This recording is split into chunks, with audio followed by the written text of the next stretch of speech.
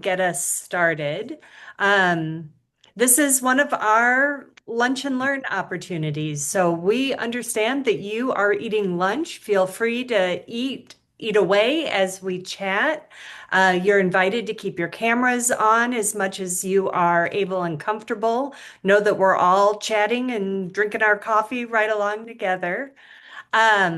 I thought we'd start by introducing ourselves. Some of you may know each other, but you may not all know each other. So if we could go around and just tell who we are, what role we're serving, and if you have any topics or curiosities that you're hoping either to hear from others about today or that you'd like to share, if you would share that. And then Ken will turn it over to you to get us started, but we want to make sure that there's good time for conversation, and that is asking questions of Ken and of each other, but also sharing things that you have learned in your context and that are going well for you or that you'd like to get some feedback on. So I'll go ahead and get started and say, my name's Jana Blazek. I'm the Director of Connectional Relationships at the Presbytery office, and I just love learning from Ken and learning how he applies the Book of Order with the pastor's heart, that we are guided by these resources and these tools, but we're not captive to them. Jane, it'd probably be better to call on folk because All my right, Craig, name's I'm all calling different. on you because that's such a good idea. It's Craig Howard. I'm the Presbytery executive who works with Ken, who I also have great respect and admiration for. So I just want to hear how I'm here to learn. So yeah. All right, Michelle, do you want to introduce yourself? Sure. I'm Michelle Vickery, and I am the Clerk of Session at Community Presbyterian in Clarendon Hills, Western Suburbs. Ken's taught me a good deal of what I know already. I've And been how long doing have you served as clerk? I was just thinking about that. I think I'm in my eighth year. I think I'm in my eighth year of doing it. But yeah, I've learned from a lot of people who went in this role before me, and then Ken has been wonderful. And Jenna, it's great to meet you. I haven't had a chance to meet you, and I'm looking forward to that relationship in the future. Right So, back at you. and I don't have anything particular, but as we've already talked about, tomorrow I'll have a new set of challenges that I don't even know about today. That's what being clerk of session ends up being. Every day is something new. So and we have a lot going on, which I'll share. We have our pastor leaving in 4 weeks. We are have an associate pastor committee looking for a new associate pastor, and we are going to have a congregational meeting on Sunday to sell a small manse we have behind the church to get hopefully an approval from the session has already approved this. So we have a whole lot going on when it comes to the um, uh, doing things decently and in order, which is what I'm supposed to make happen. So that's my story. And who wants to go? Anthony, you want to go next? Yes, my name is Anthony Talbert, and currently I'm the Clerk of Session at New Deliverance Presbyterian Church. And I have with me Rosemary Bester, and the session has selected her to be the Assistant Clerk of Session, and she's been shadowing me. So she's been shadowing me this year. I've been Clerk of Session here at New Deliverance going on about 10 years, and prior to that, off and on. I would say almost 15 years or so or more off and on as a clerk of session at our prior church before we merged to become New Deliverance. So, Rosemary, did you want to say anything? I'm Rosemary Bester. I'm a ruling elder and also assisting Anthony for the clerk of session. We're so glad Okay. you're here. It's so good to meet you. Yeah. Steph, you want to tell us who you are? Hi, I'm Steph. I'm the stated supply pastor at Mayfair Presbyterian in the city. My clerk of session is very enthusiastic, and I'm just hoping Ken gets a lot of emails from her. I'm just hoping to learn more in my role. I've been at Mayfair for about a year and a half, and so still kind of just curious about how all of this, how I can support her in her role. And she will rotate off of session next year, and we'll have to pick someone else to be our clerk of session. And so just curious about, I'm here to learn all the wisdom from all of you. I think, Anne, do you want to go? Sure. I'm Ann Warnke from First Presbyterian Church in Lake Forest. I've been clerk for, I think this is now my second year. I'm just finishing up. And I've just learned a ton just from going through this. We've been through the change of a pastor as well. And it's getting used to a new pastor with all new, completely new approach is it's just really fun. The formality of our session meetings has changed dramatically. And so he likes to turn to me and go, do we have to do it this way? And I like go, I don't know. So it's like all of a sudden I'm a walking book of order for him. So I need to be up to speed. We most recently went through upgrading our bylaws, which was just, it raised questions in my head about the civil authority versus the ecclesiastical authority in a way that was really, I mean, we really wrestled with this. Like, you know, we're a organization that has to meet requirements by the state. And so our finance committee really wanted to make sure we met all of that. And that our entity is called the Society of the First Presbyterian Church. And so, and I wanted us to be First Presbyterian Church of Lake Forest that everybody knows us as.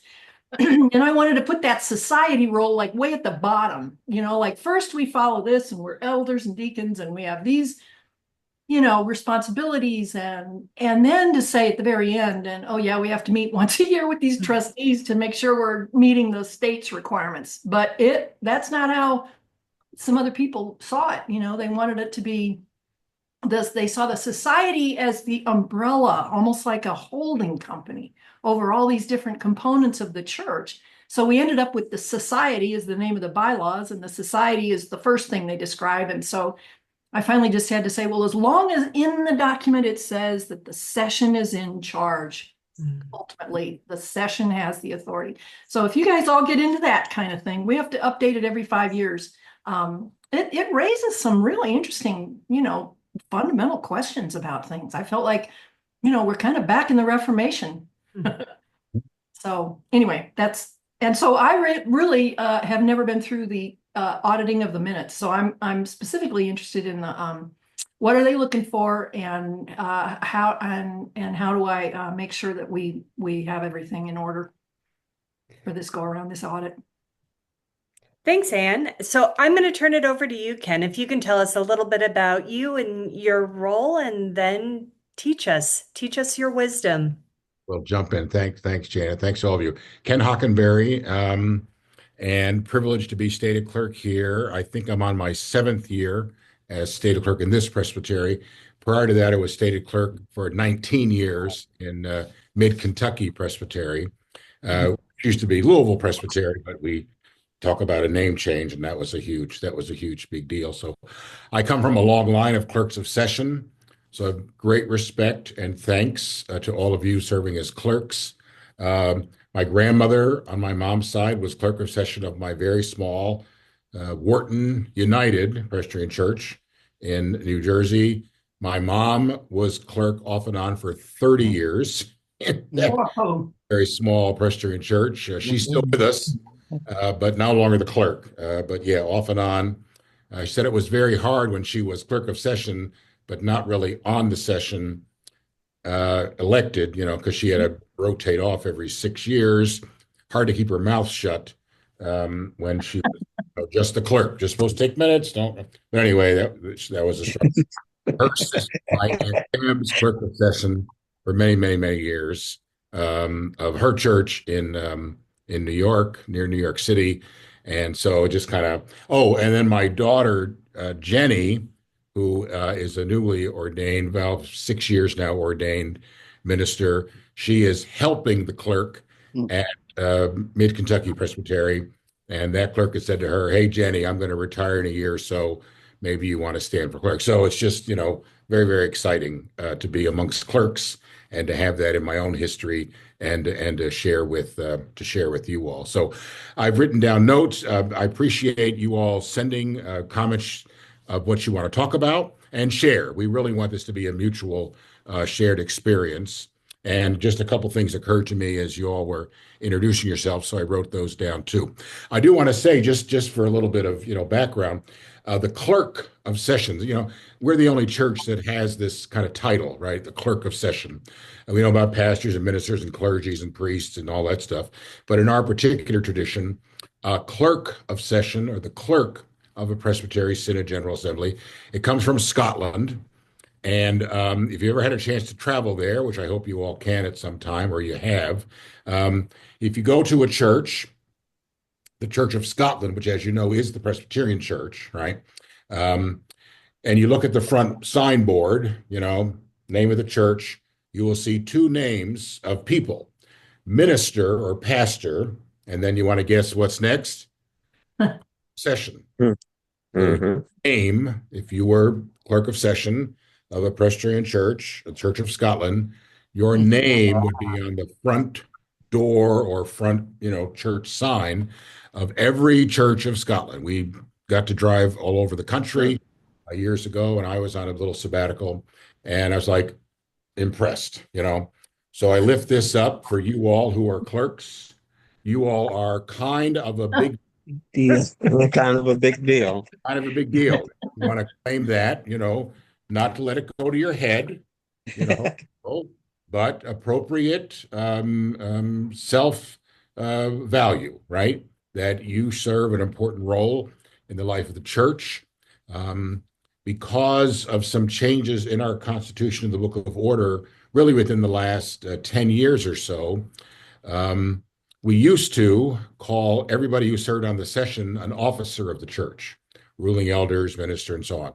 We've kind of softened that a bit, and we reserve the office for only two people in a Presbyterian congregation who are officers of the church on the ecclesiastical side. And that, of course, is the moderator of the session, right? Or the moderator of the presbytery in my case. And the other office is, of course, the clerk. Stated clerk for synods and presbyteries and general assembly, and clerk of session, obviously, for the clerk of session. So a little bit about bylaws. Anne, you had mentioned of the bylaws thing there. We really recommend two sets, and I don't know if we should have had this conversation earlier when you all were setting this up, particularly in Illinois, because like you said, we have the civil authority and the church side, the ecclesial side. So we really recommend two sets, and I have templates. It might be too late for that now, but if you do your 5-year review, right? Years from now, we'll be back. Yeah, a template for corporate bylaws. That's the name of the society. You're not alone in this, and several of our churches have a corporate name, the Society of blah, blah, blah. The Presbytery, our full corporate name is the Church Extension Board of the Presbyterian Church. No, the Church Extension Board of the Presbytery of Chicago, which won't fit on a business card, right? Won't fit on checks. So for a while, our bank was fussing at us to say we have to use our corporate name. So when it printed out, it said the Church EXTBRD period, and know who the heck we were. So we changed who writes our checks. When we want to send checks out, DBA, doing business as the Presbytery of Chicago. So that's a difference there. So some of you are asking about minutes, and I'm glad to hear that. When we have minutes, important for our work as clerks, right? It's one of the main things we do, right? The clerk, the scribe, if you will, right? We use various technologies to keep the minutes. And one of those technologies is this. Anybody remember these? I don't know what's on here, right? Recorded. If I wanted to know what's on here, I have no equipment in this office or at my home to read this anymore, right? Because it's a disc. Remember those things that used to kind of flop like this? They were called floppy disks. No technology to read those. Then we had those 3.5-inch kind of hardcover discs. No technology now reads those. For a little while we had these, right? And some My computer won't read this. I'd have to get a patch cord or something. What has worked throughout the years, what has worked since Gutenberg in the 1500s is this. You know what this technology is called? Paper, right? It is the best technologies we have, and it has existed for 500-600 years or more. But with the press, the Gutenberg press, we're able to make reproductions of things. So our Presbyterian Historical Society really recommends minutes be on paper. Now, you can certainly save them to the cloud, right? Up and away in the cloud at some, corporate structure that has all these servers that saves all of our documents. That's perfectly fine. Put things on there, but also put things on here, right? Because this is going to be the more permanent record, believe it or not, because technology changes, right? Nothing wrong with using this. Use it.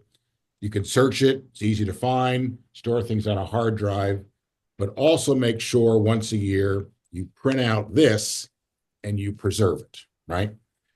Paper technology has survived centuries, right? Whereas other technologies are a bit more vulnerable. So we do ask every other year. This is to Ann, your question about reviewing of church minutes. We do ask every other year for minutes to be not audited. I get scared. I'm also the business manager for the Presbytery. I have kind of two roles here. And every year we have to prepare the audit. That fills me with fear and trembling, right? Because we have an auditing firm and they come to a site visit and I have to provide all kind of documents, We call them the review of session records, right? A little less frightening than auditing. What we do ask, and I'm going to share my screen here, what we do ask clerks to do is to fill out a session records review sheet. And that's very easy to find. Here's our amazing web page that Jana Blazik put together for us. And between she and Megan Hendrickson, our senior administrative assistant, the two of them maintain this and update it very regularly. There's this wonderful section here that I asked for called the Clerk's Corner. So you click on that. And then you get all these other aspects here. Ask the clerk, which is helpful. All right, there I am. There's Jody Craiglow, our recording clerk for Presbytery. There's yours truly. If you have a question, I get questions every week, sometimes every day. So you have something you want to ask me, ask away, or you can look here and here's some prior ones, right, that you can click on and hear an answer for, or read an answer for, right?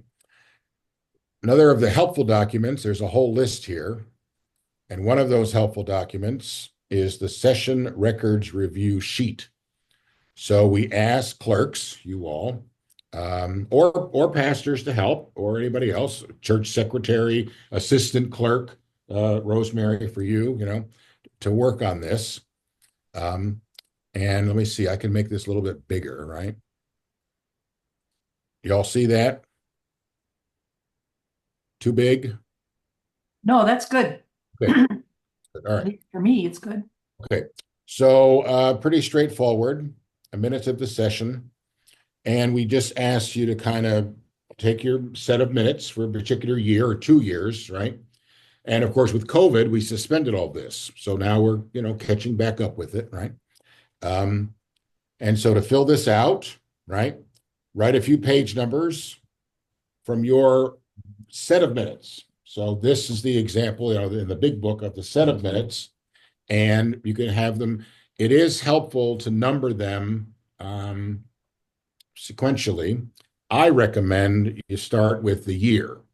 So my minutes this year will say 2025-1, 2025-2.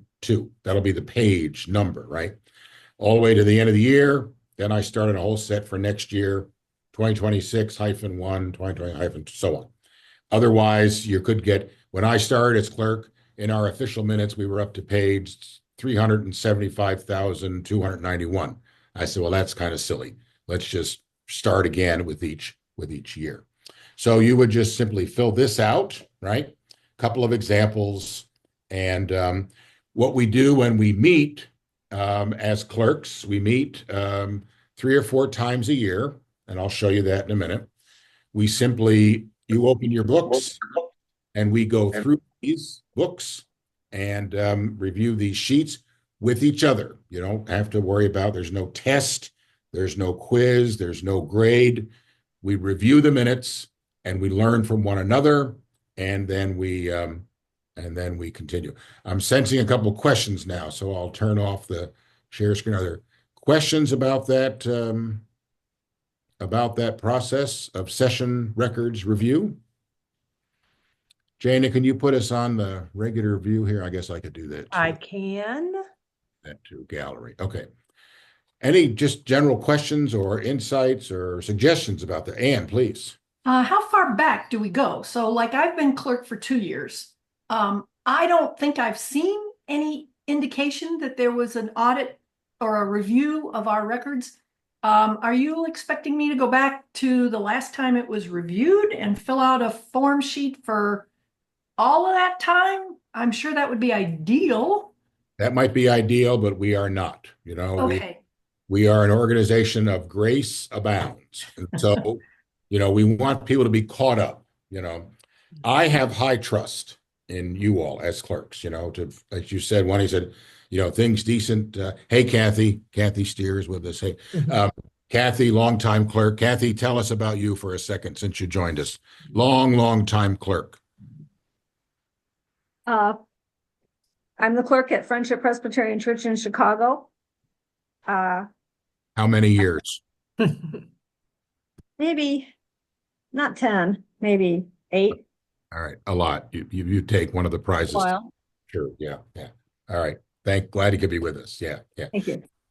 So, Ann, no, we don't want to go back and review every year. So, the most recent, and we'll give you the stamp, the good housekeeping stamp of approval, and Okay.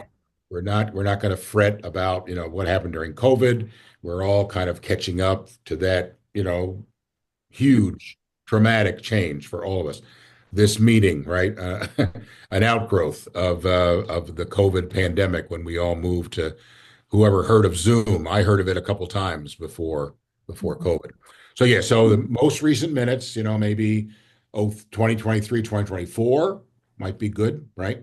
Get you caught up, and then we do have an official, semi-official stamp where we stamp it and say minutes reviewed and date it, and then you're good to go.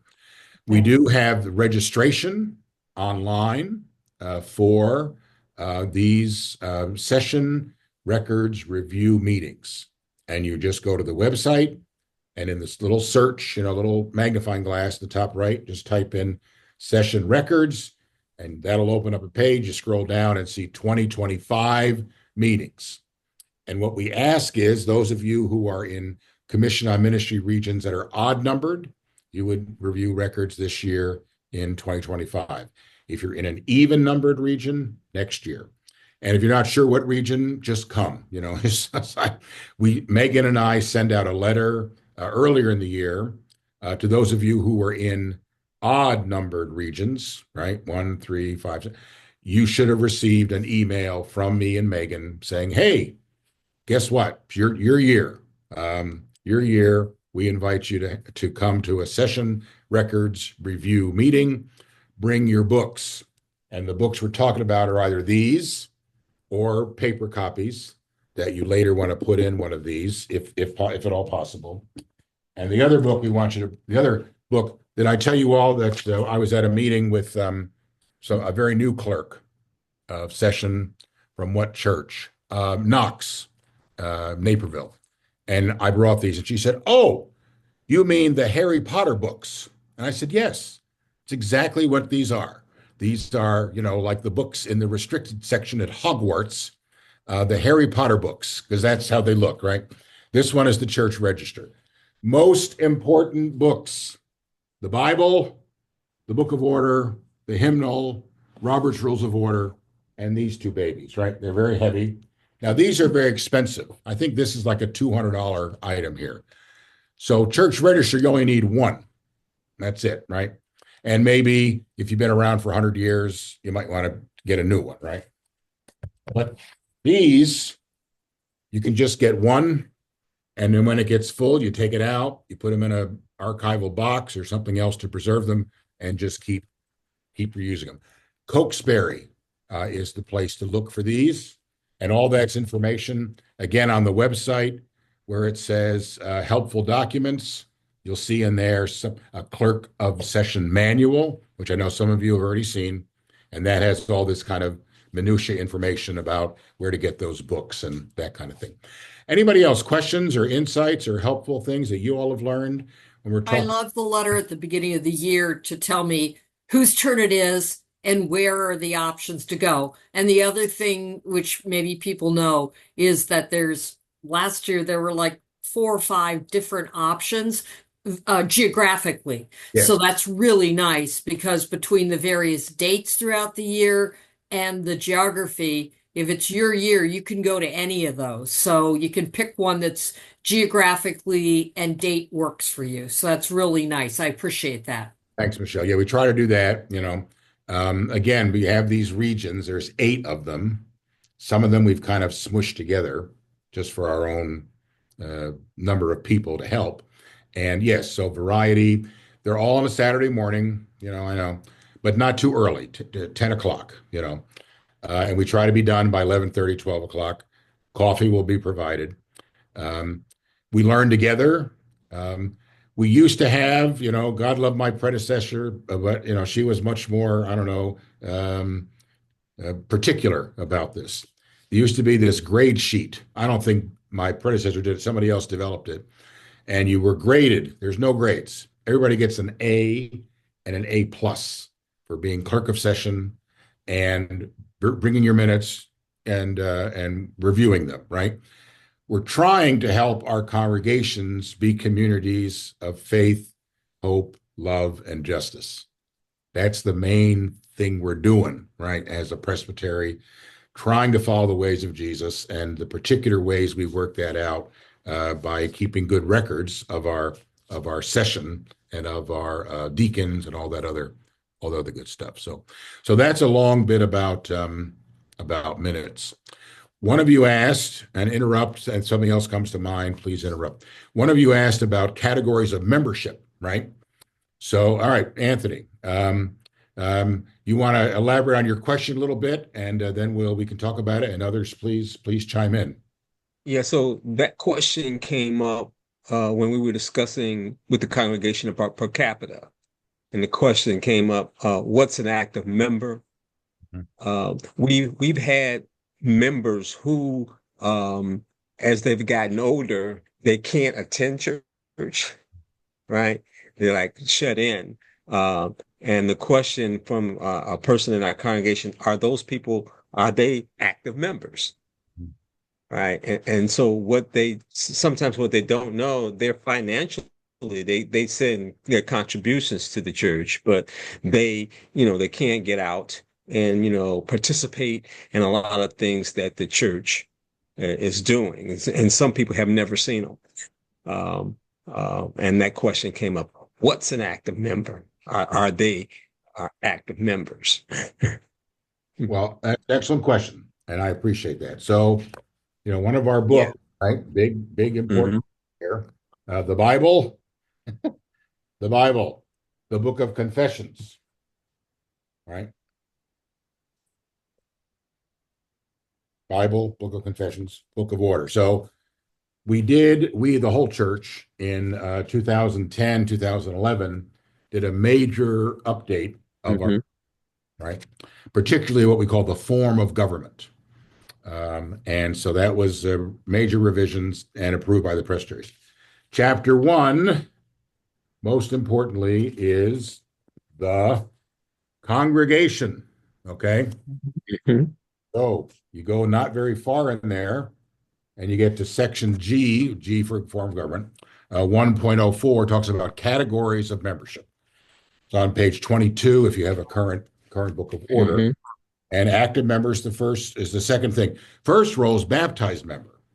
Okay. Right. We're big into baptism, right? Uh, Personal story, just Sunday, I was able to be present for the baptism of my our two grandsons, Theo and Jude, baptized at Highland Presbyterian Church in Louisville, Kentucky. Tears and delight and joy and all of that. So hopefully their clerk of session, I should check, but I know that church pretty well, and I will check their clerk of session to make sure that Theodore Willis Edlin, no, I think I get the names right. Theodore James Edlin, James is my middle name, and Jude Willis Edlin are both now listed as baptized members of Highland Presbyterian Church in Highland. In the church register. Okay. Yeah. That's in this big book, right? Right. And one of the first sections you turn to here, it says baptized persons. So that would be your roll of baptized members, right? Now that roll should have everyone on there who was baptized. Most often people are baptized as children, right? Babies, infants, so on. That roll continues to grow every year, right? As people are baptized. They would remain on that baptism roll until, if and when, some years down the road, they are confirmed, the word we use, right? Confirmation class, right? Then they would be moved from the role of baptized members to the role of active members, okay? Sometimes every year there's confusion, and I'm asked about it. When we're asked for the number of people in the annual reports, right? We ask you all for annual reports. Thank you. We say, how many people are listed on your roll of baptized members? And sometimes clerks say, oh, we had 3 baptisms last year, so 3. Okay, no. You had 3 baptisms, report that, that's great, but your roll of baptized members really should include everybody who was baptized in that church, who's still young, right? Who has not been confirmed as an adult or as a young person, right? That role will continue to grow, right? And, even people who show up as visitors, technically, I'm a visitor, I was baptized in the Methodist Church, but I really don't want to become Presbyterian. You can still list them on the roll of baptized members because they're baptized, right? Somewhere in the Christian church in the name of the Father, Son, and Holy Spirit, if you want to do that. Most churches don't, but if you want to, you could. So you're on the roll you're baptized, Then if you are confirmed, the Book of Order would speak about active members. An active member is a person who made a confession in Christ, has been baptized, right? Been received into membership of the church, has voluntarily submitted to the government of this church, and participates in the church's, here's the key phrase, work and worship. So to your point, Anthony, right? People who are retired, right? Who no longer come, who are bound by in some ways physically can't get to church, they're still active members, right? Because they participate in the work and worship of the church. Work also could mean some family contribution, My mother-in-law, thankfully, is still able to show up on Sunday morning. She's 93. She still participates in the work. So she participates in both. If the day comes she can't get to church, she could go to church like this on Zoom. Well, that counts, right? She has the responsibility of the church. She sends birthday emails to members. Well, that's an important job, right? She's active in the work of the church, right? Anybody who would send a contribution, right? Kids who are away at college, well, they're away at college. Don't kick them off the roll. They're doing their college thing, right? They had been historically active in the work and worship of the church, so you keep them on the rolls, right? So technically, an active member is anybody made a confession of faith, was baptized, enrolled by the session, right? Whether they show up or not. Now, after a couple, well, it's important if you don't see somebody, you inquire, right? Hey, we miss you, right? You know, and there may be reasons. They're homebound, there's an illness, you know. Oftentimes, sadly, you know, there may be no reason. People just say, well, I'm not so interested. I'm done. You can then ask them if they'd like to be removed from the rolls, right? The key there is, and later in the book, it'll say after 2 years of inactivity. See, Anthony knows all this. So if person hasn't shown up, you've sent a letter, you send the newsletter, you say, hey, we miss you. 2 years go by, you hear nothing, right? Too bad, sad, but then the session can take action to remove that person from the roll of active members. And that's how we figure out, to your other question, Anthony, per capita. I should say, you know, keep your ears open because the whole church is going through a big discussion now at the national level about funding with mission and funding, you know, shared mission and funding with per capita. Those are the two main sources of income that we have as the Presbytery, Synod, and General Assembly, thanks to you all in congregations, right? All of us in congregations that are giving. Currently, you know, the Presbytery of Chicago, we have a per capita figure of I think it's $38, all right? And $3.80 of that goes to the Synod, and $9, $10, some of that goes to the General Assembly, and whatever's left, 20 or so dollars, stays here within and funds the mission and ministry of the Presbytery of Chicago. So, but the way we determine the number is from you all as clerks, right? So at the end of the year, we send out a thing, say, hey, it's almost time for annual reports, right? And so you report that, you do it online. Many of you have done this already. Kathy's done it 20 times, you know. That gets, you know, published or sent up to the General Assembly in their fancy computer system. It's just a database system. There's there has to be a 2-year delay. So when we asked this year for per capita contributions for the year 2025, we base that on the end of the year number of members that you all tell us at the end of the year in 2023, right? Because we don't have the 2024 numbers until you all submit them in February of 2025. So it's a little kind of a catch-up thing. So that's the, you know, long and short of it with the roles. There's one other role, just to mention briefly, it's called affiliate members.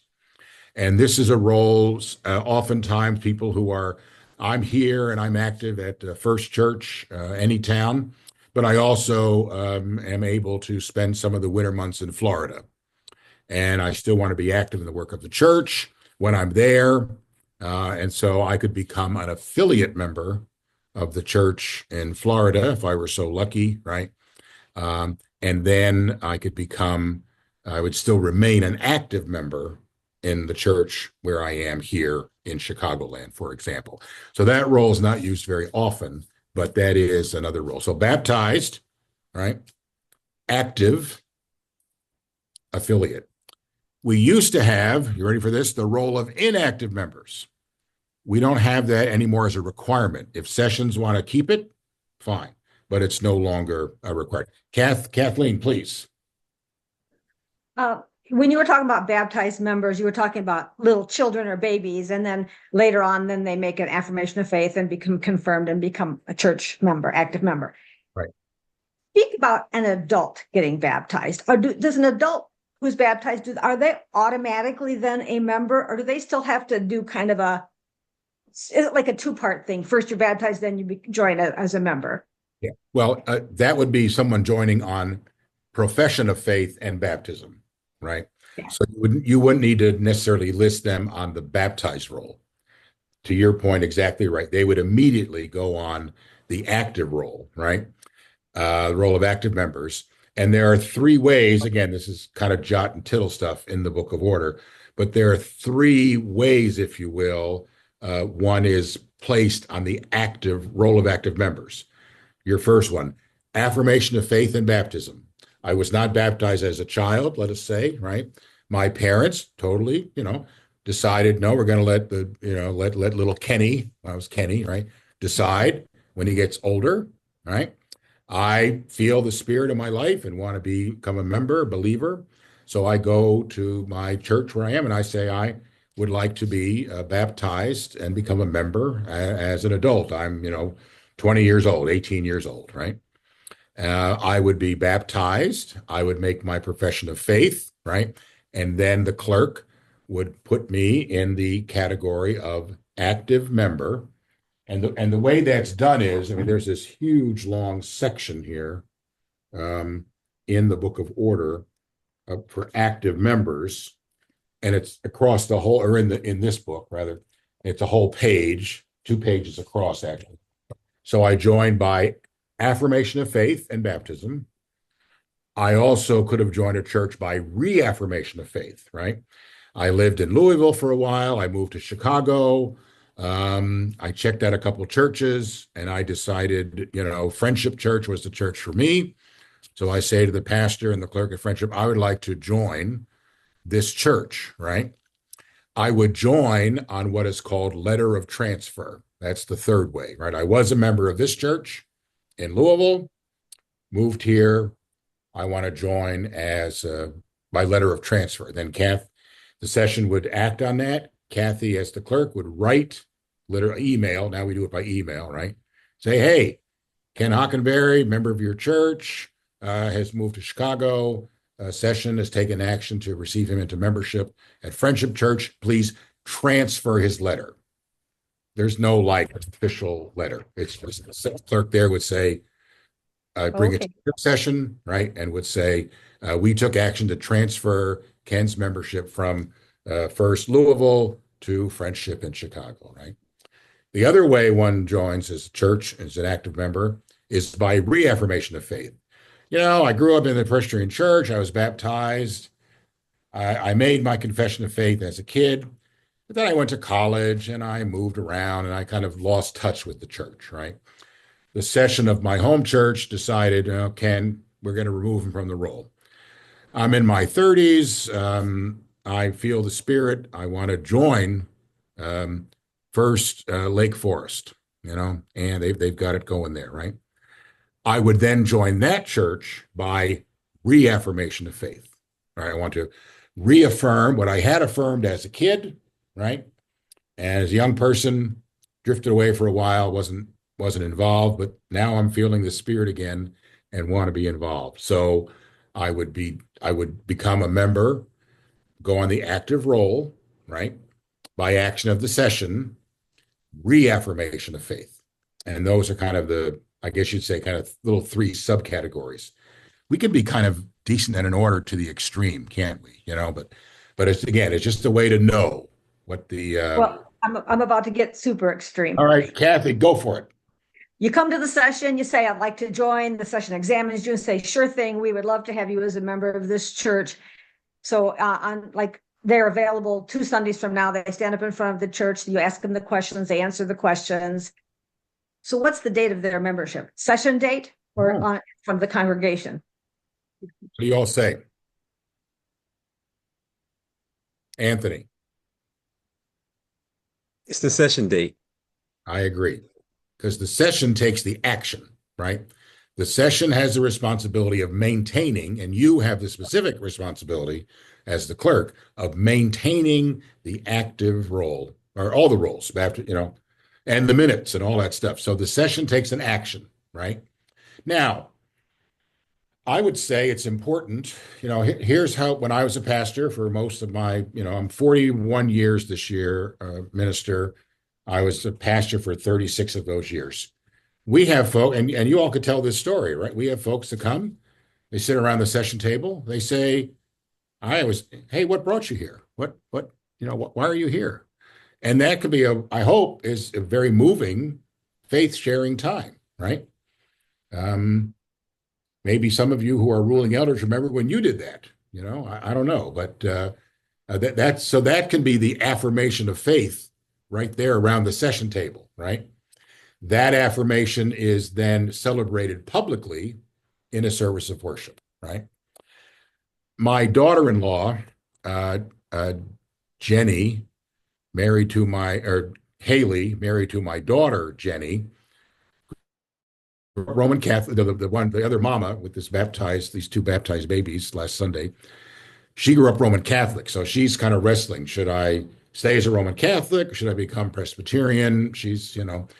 Her wife, Jenny, is a minister. So she's a member of the Presbytery of Mid-Kentucky. So Haley's going through this. We talk, and so she would join, right, on reaffirmation of faith. She was baptized as an infant in the Catholic Church, made her first communion, was confirmed, So I don't know if I want to stand up there in front of all those people. Well, okay. Does she have to? No, right? She's told the session, if she decides to, she would tell the session, I believe. I grew up in the church. I am a believer, and I want to be more active officially in the life and ministry of Highland Presbyterian Church in Louisville, Kentucky, where my two sons were just baptized. And as it happens, Jenny, our daughter, did her field education work there at that church. So Jenny has an affiliation with that church before she and Haley got married. And so for all those reasons, right? But you don't have to stand in front of the congregation. Some people are nervous to death about that, right? But you would have to be received by the session, right? Yeah. Anne, please. You're muted. Muted. We say that every meeting, right? I know. I keep forgetting. Do you have to say the questions that are in the Book of Order? Who is your Lord and Savior? Jesus Christ is my Lord and Savior. And there's three of them. And will you be faithful to this church now? Those three? Yeah. We've been saying that's what you need to be. You have to be baptized and you have to say that to the session. And then we present you to the congregation and they often say it again. But you're talking about a different thing than those precise words. Yeah. So here's the technicalities within our, Okay. Part of this book is also called the Directory for Worship, right? There's the Right. Foundations of Presbyterian Polity. That's kind of our theology, first section. The form of government we just talked about, right? The Directory for Worship, and then the church discipline, right? Mm-hmm. We're kind of unique in all church traditions, right? We have what's been called to me as a prayer book without the prayers. All right. That's our directive for worship. Here is how worship best happens, we say, right?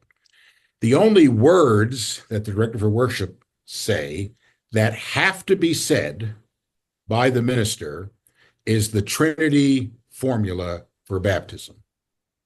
All right. I baptize you in the name of the Father, Son, and Holy Spirit. Now, for some churches, many churches, that language is kind of, patriarchal and not the best language.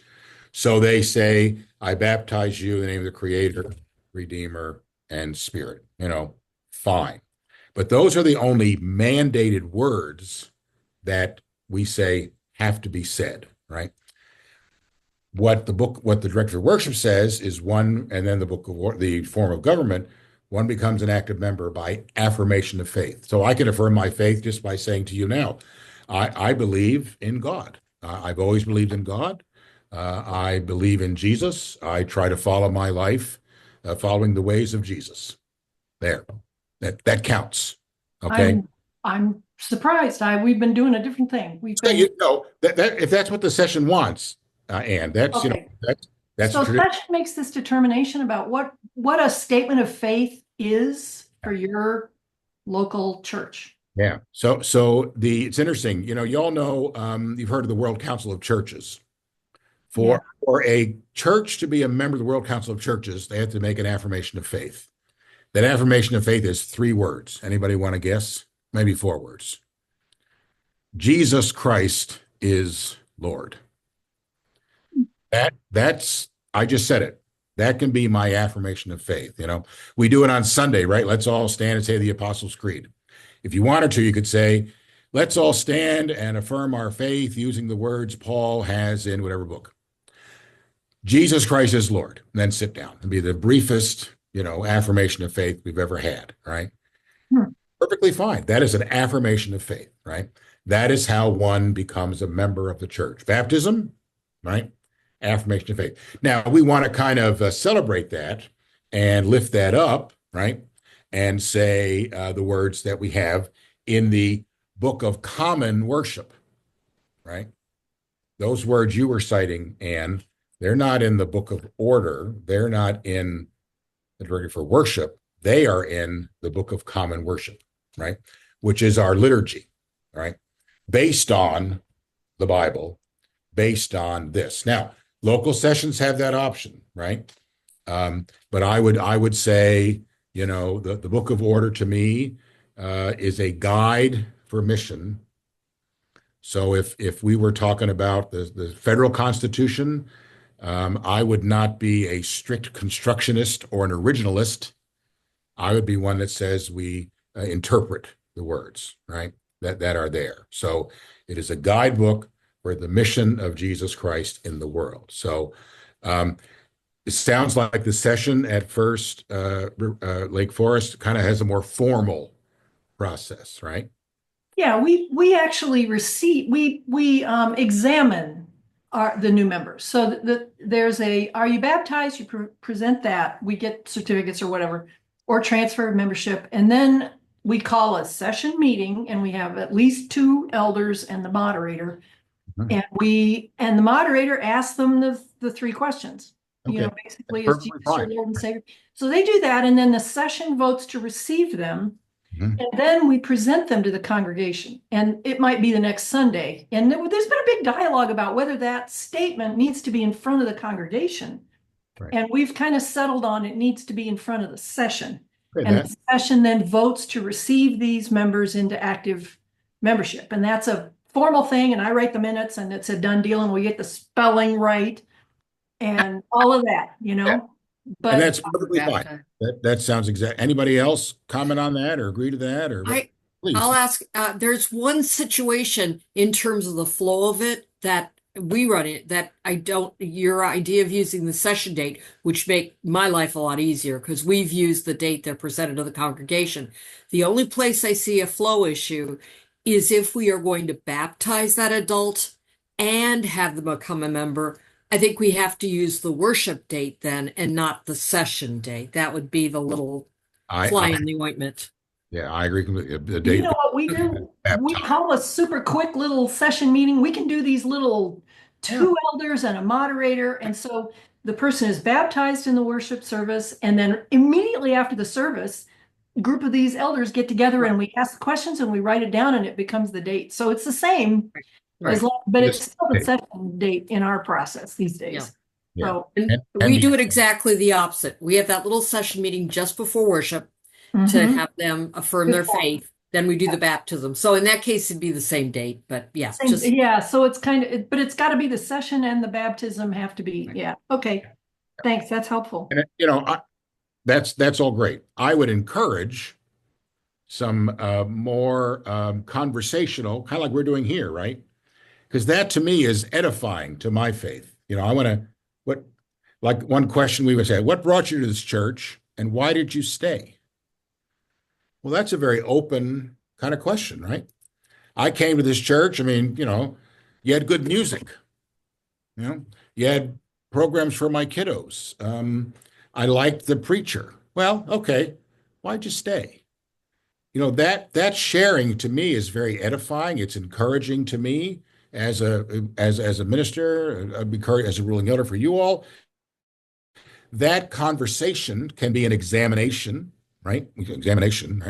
Quote Nehemiah 3:8 to me. And if you can't do that, you can't be a member. No, we don't examine that way. We have conversation. We celebrate the work of the Spirit in individuals' lives. We celebrate that when we gather for worship on Sunday, when we might have a more formalized, thing. So just a quick example. Last Sunday, my grandsons were baptized. Before the baptism, after the baptism, there was a reception of new members. And the pastor, one of the associates, got up and said, hey, this is, I forget their names. We received new members, 2 weeks ago, but these folks, couldn't be here because there was a medical issue for one of them and they couldn't make it. Oh my, but she's better. Look, here she is. So we're going to receive them now. Savior. We do that. Yeah. Right. And so they were welcomed, celebrated, share the peace, please greet the new family. So now I wonder what date the clerk of session of that church used, right? Choir, right? Does it matter? No.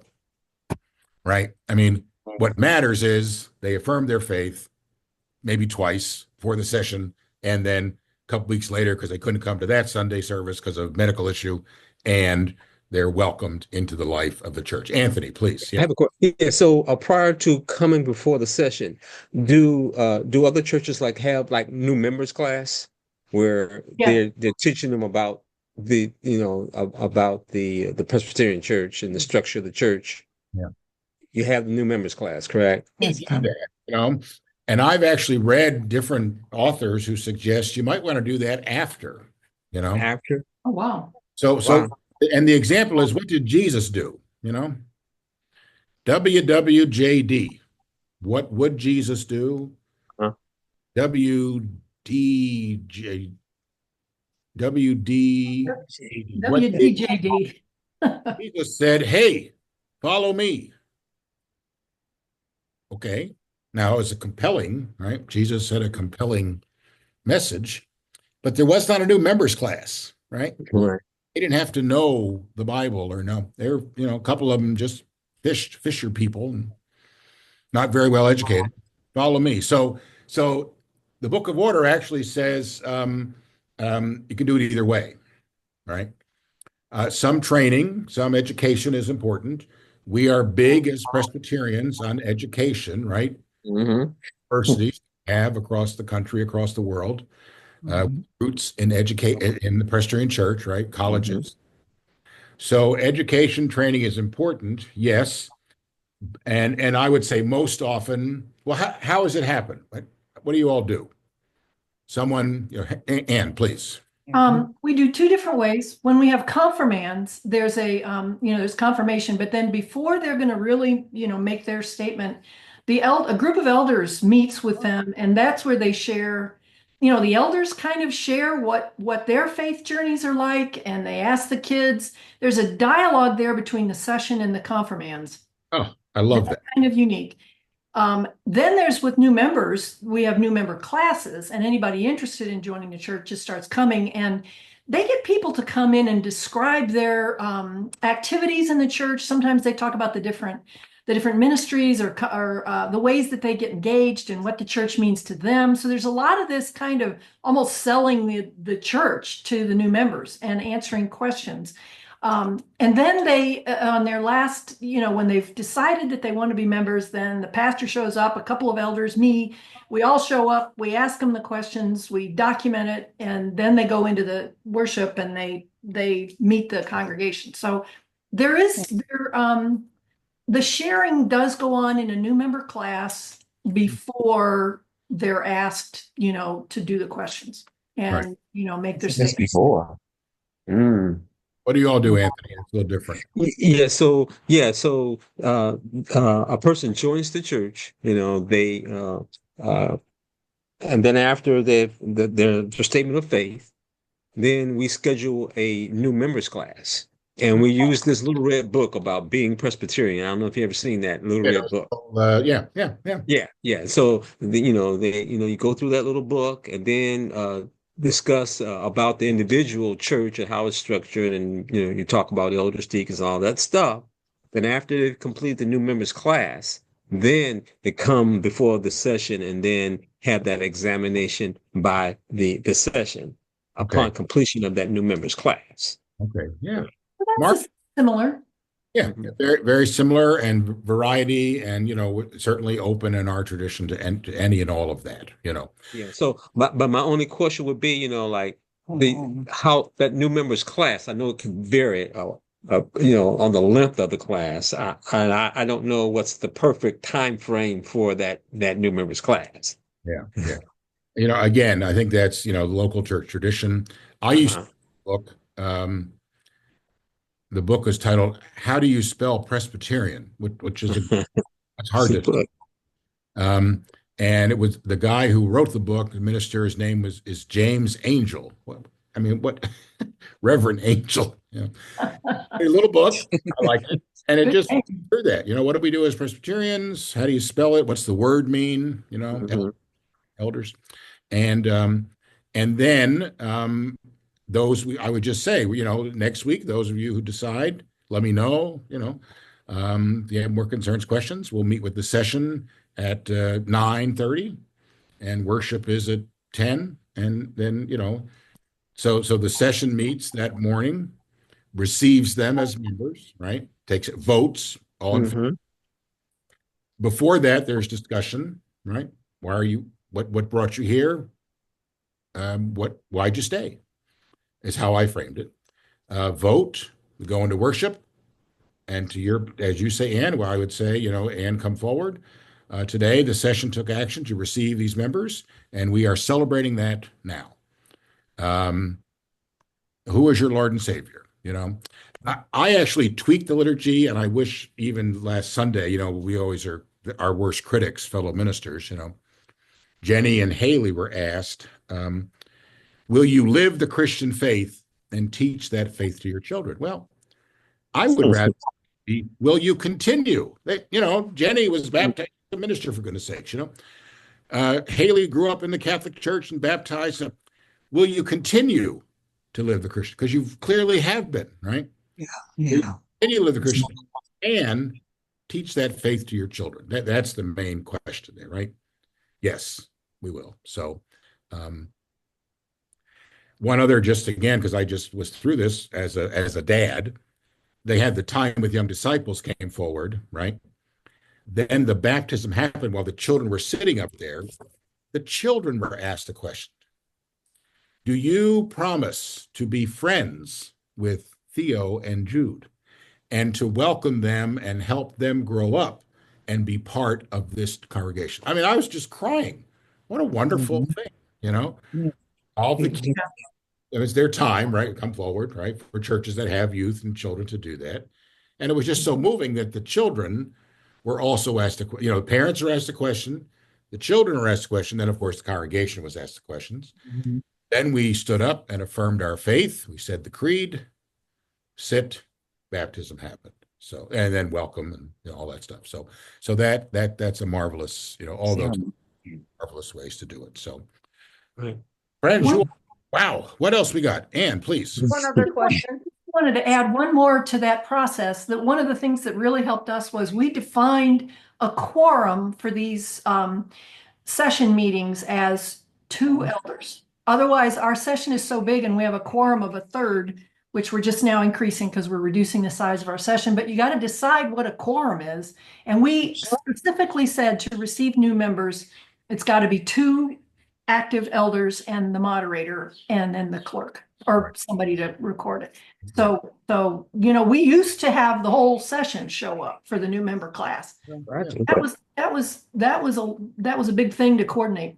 That was a big thing. Now we're real nimble. Your point. You have the session to show up. You can have any session. Had that particular provision, allowed that, Yeah, that a meeting to receive new members can be. that's what we did. We wrote that into our. They just wrote it down. Okay. Defined it. Kathy, you had a question too. Yeah, so kind of off on a different thing. We had a longtime member who was an elder, was on the session, became unhappy with how things were going at the church and resigned. He quit. He's gone. And so took him out, not a member anymore, not on the active rolls anymore.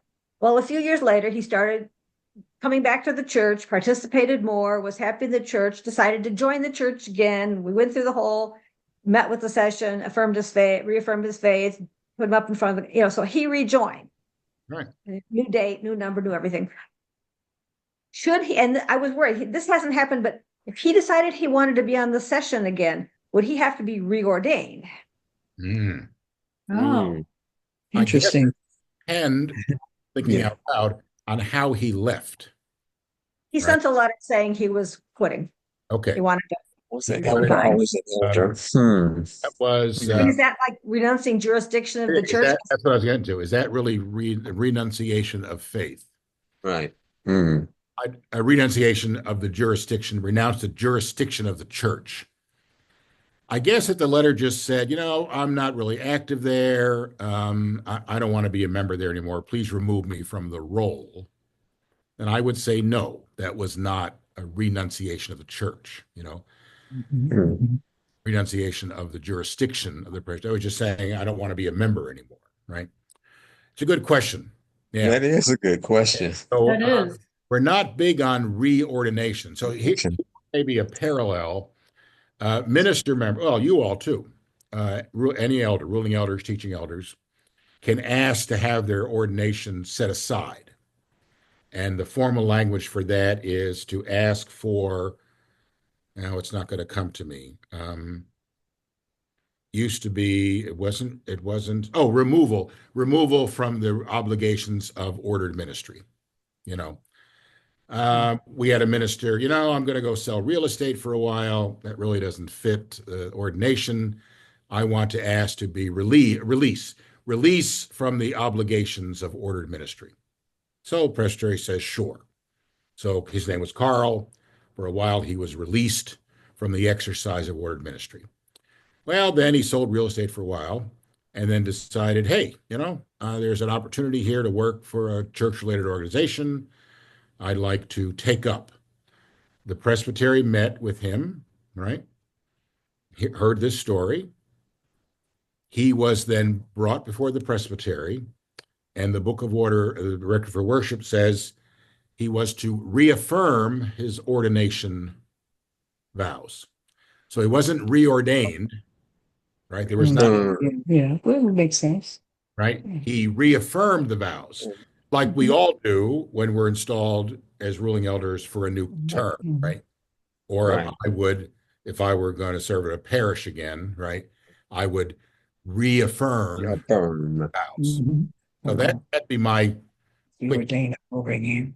Yeah. Does that make sense to others? Yeah, it does. Yeah.